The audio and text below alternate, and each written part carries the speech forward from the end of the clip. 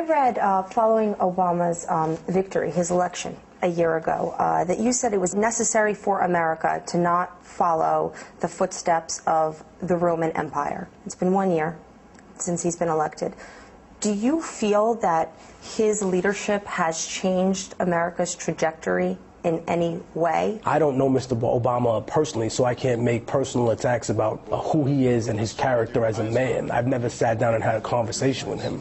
But if I examine his foreign policy and I see that really the mission hasn't changed that much, that we've diverted troops from Iraq and then put them back into Afghanistan, that our troop strength there is almost equal to the amount of troops that the Russians had during the height of their occupation, that in fact when I went to Afghanistan, people were more resentful towards Americans than they were towards the legacy of Russia, even though that occupation was a lot more violent. And I think that's where I would kind of begin to really get into what I think about Obama, that if you look at it, what has really changed? You know, that fact that he got a Nobel Peace Prize, I don't think is indicative of change. I think that's the left of Europe putting pressure on him and saying, hey, you know what? You know, your generals that are obviously bought by the right wing can put pressure on you in this way and release reports that say you must send more troops to Afghanistan, otherwise we're going to fail. And what kind of position does that put Obama in? It puts him in a position that he looks weak to the right and weak to the left by not sending more troops in when he's taking advice from the same people that were supposed to give George Bush advice that he didn't listen to about Iraq. So what's their response? We're going to give you a Nobel Peace Prize. Now how the do you look sending 30,000 more troops and God knows how many mercenaries into that country? How did you end up fusing this passion that you have and this deep knowledge with your music? How did that come together? Because I feel like our people would benefit from understanding that a little bit more about themselves. Because I wanted to know the origin of things. I wanted to know how we became a Christian nation. I even wanted to know how the people of Russia initially became a Christian nation. And then I discovered, okay, well, the Byzantine Emperor Basil II, he was at war with the Bulgars, and he went to Vladimir I, and he said, hey, I'll give you my daughter Anna if you Christianize your people. And Vladimir, being the intelligent Vladimir of Kiev that he was, said, hey, you know what? I've researched all of these other religions. None of them consolidates power the way this one does. And because we both share an area near the same sea, and we can both use each other, I'll even send you 6,000 of my Varangians, and we'll call it a day. Deal done. But it explains a lot of how religion and how politics work in conjunction with one another. It explains how peoples are unified by the same cause, and how sometimes, whether we choose to realize it or not, we have more things in common than we do apart. We all want the same things, and yet there are people who are in charge of our government who aren't satisfied with us wanting the same things. And by the same things, I don't mean the same shirt to wear.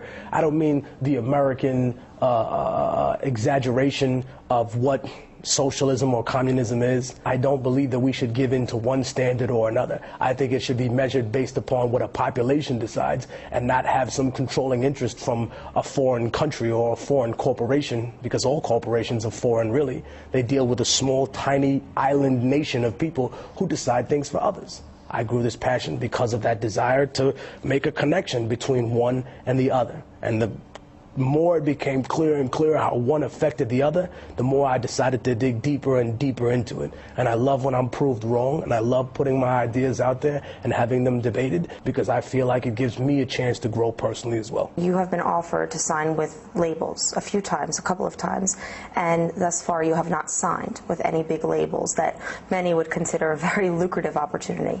How come you don't want to sign on with any labels? I think that they would take the creative control completely out of my hands. I want to let people know what a record label is. A record label is a loan with horrible interest rates, where you don't even get to keep the property. You know, you don't get to keep your masters or your publishing. The majority of the time it's snatched out of your hands. You deliver a product of about 25 songs and they pick 12 or 14 of them, and then they decide to create a marketing image around who you are.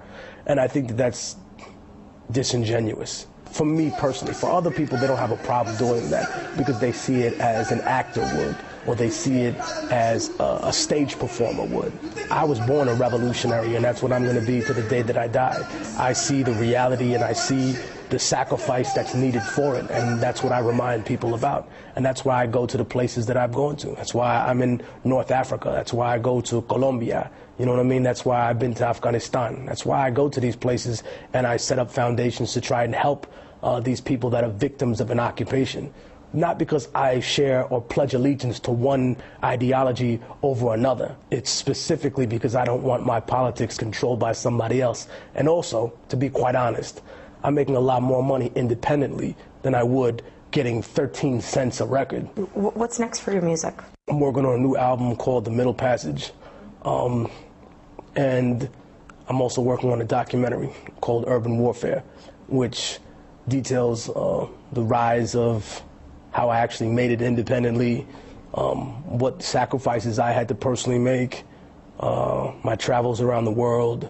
I recently used the proceeds of the Third World album, the last one I did, to build an orphanage and a school in Kabul, and I went there myself to actually set it up, which is where I encountered all of these experiences.